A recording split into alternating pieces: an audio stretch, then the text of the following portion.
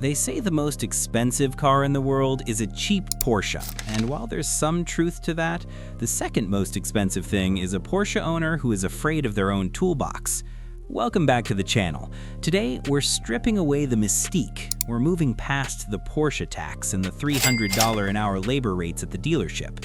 These cars are often treated like fragile pieces of art, and they are, but they are also German-engineered machines. They're logical, they're robust, and most importantly, they are serviceable.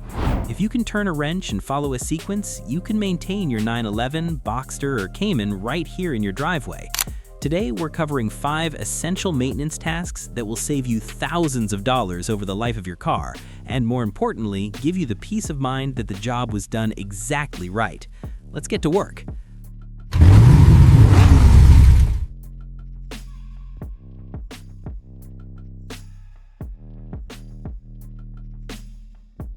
The oil change is the heartbeat of your maintenance schedule. For a modern water-cooled Porsche like this 991 or a 981 Cayman, the factory interval might say 10,000 miles or 1 year. If you love your car, you're doing it every 5,000 miles. Why? Because oil is cheap, but a flat 6 rebuild is not. The preparation. First, you need the right supplies. Porsche engines are picky. You want an A40 approved synthetic oil. For most climates, that's Mobil 1's 0W40 or Motul 8100. You'll need a lot of it, usually between 7.5 and 9 liters depending on your specific model. The tools. A 36mm low-profile socket for the filter housing, an 8mm Allen hex bit for the drain plug, a torque wrench, this is non-negotiable, a new crush washer. If you reuse the old one, it will leak. It's a 50-cent part, don't be that person. The procedure. Step 1, get the oil up to operating temperature. Take the car for a 15-minute drive.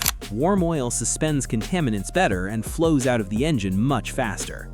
Once the car is safely in the air and level, and staying level is key for an accurate drain, locate the drain plug on the bottom of the engine sump.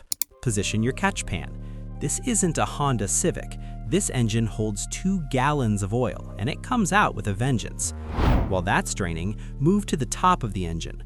On the 991, you'll pop the rear deck lid and remove the 2 fans to get to the filter. On a 981 Cayman, it's tucked under the engine cover. Use your 36mm socket to unscrew the plastic housing. The critical step. When you pull the old filter out, inspect it. Spread the pleats of the paper filter apart and look for sparkles. A little bit of glitter can be normal, but chunks of plastic or metal are an early warning sign of timing guide or bearing issues. This is why we DIY. A technician at a dealership might not even look. Replace the rubber O-ring on the housing, lubricate it with fresh oil, and click the new filter in. Hand tighten the housing, then torque it to exactly 25 Newton meters. Back at the bottom, swap your crush washer and torque the drain plug to 50 Newton meters, 37 feet-pounds.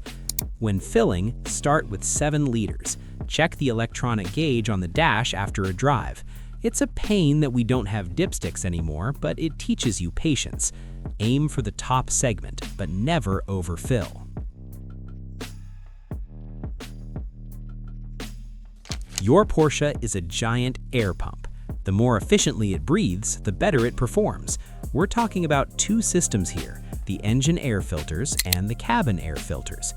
Engine air filters. On a 911, this is the scary one because on paper it requires removing the rear bumper.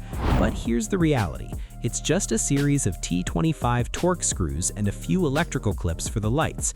Once that bumper is off, which takes about 20 minutes the first time and 10 minutes the second time, the air boxes are right there. Slide the old filters out. You'll likely find sand, pebbles, and maybe a stray leaf or 2. Vacuum out the air boxes before sliding the new filters in. This is a task that dealerships charge 3 hours of labor for. You can do it with a single screwdriver and a beer in your hand. Cabin air filters. If your AC smells like an old gym bag, this is why. Most modern Porsches have a dual filter system.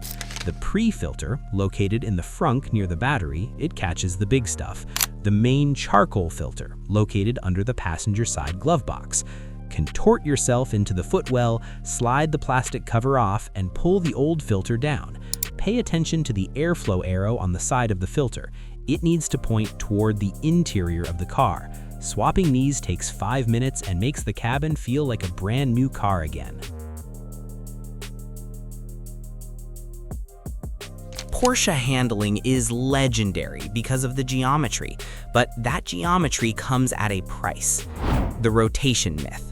On your SUV or sedan, you probably rotate your tires every 5,000 miles to maximize life. On a Porsche, forget about it.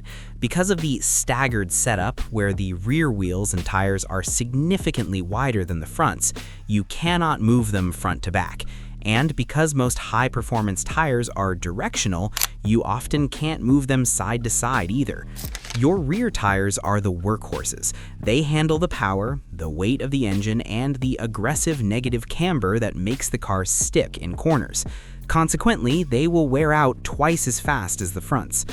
The inner edge check. Here is a pro tip. Don't just look at the outside of your tires.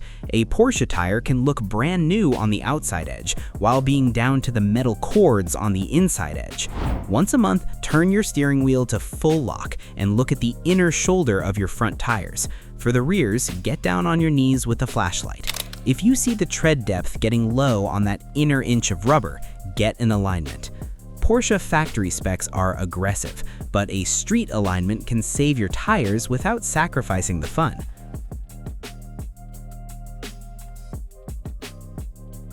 Modern Porsches are essentially rolling computers. Even when the car is off, systems like the alarm, the keyless entry sensors, and the ECU are sipping power.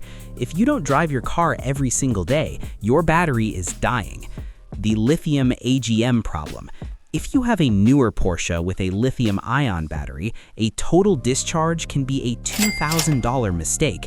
These batteries have an internal circuit breaker that sleeps if the voltage gets too low. If that happens, a standard jumper pack won't even see the battery to start charging it. The solution? The trickle charger. This is the easiest maintenance you will ever do. Buy a quality battery maintainer. C-Tech makes the OEM Porsche ones for half the price. Option A, clip it to the battery terminals in the frunk. Option B, use the 12-volt cigarette lighter adapter in the passenger footwell. Plug it in whenever the car is going to sit for more than 3 days. It keeps the battery chemically active and topped off. A maintained battery lasts 7 years. A neglected one lasts 2. This is the single best investment you can make for your Porsche's reliability. Brakes. This is where people get intimidated, but Porsche brakes are actually designed for quick changes. Why? Because Porsche expects you to take these cars to the track. The design. Unlike a standard car where you have to take the whole caliper off to change the pads, most Porsche Big Red or Big Black calipers are top-loading. The pins. There are 2 metal pins and a spring clip holding the pads in. Use a hammer and a small punch to gently tap the pins toward the inside of the car. The sensors. There is a plastic wear sensor clipped into the top of the pad. Carefully pry it out with a flathead screwdriver. If your brake wear light hasn't come on, you can reuse these. If it has, the sensor is tripped, melted, and must be replaced. The pistons. Use a brake spreader tool or even the old pads to gently compress the pistons back into the caliper. This makes room for the much thicker new pads. The swap. Slide the old pads out, slide the new ones in. Reinstall the pins and the spring clip. The golden rule. Never, ever press the brake pedal while the pads are out of the car. You will pop the pistons out of the caliper and turn a 30-minute job into a 3-day disaster. Once the new pads are in, pump the brake pedal several times before you put the car in gear. You need to reset the piston position so you actually have stopping power when you back out of the garage.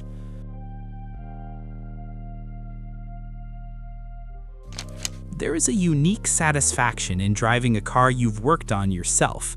When you're carving through a canyon road and you hit that perfect downshift, knowing that the oil is fresh, the filters are clean, and the brakes are biting hard because you made it so, it changes the ownership experience. You don't need a PhD in engineering to care for a Porsche. You just need the right tools, a little patience, and the willingness to get your hands dirty. I've linked a comprehensive PDF guide in the description with every torque spec and part number we discussed today, so you don't have to guess. If this video helped you save a few bucks or gave you the confidence to crack open your toolbox, hit that like button and subscribe. We have a lot more DIY content coming for the Porsche community. Before you head out to the garage, would you like me to create a first-time Porsche buyer's toolkit list detailing the exact 10 tools you need to start doing all of this yourself?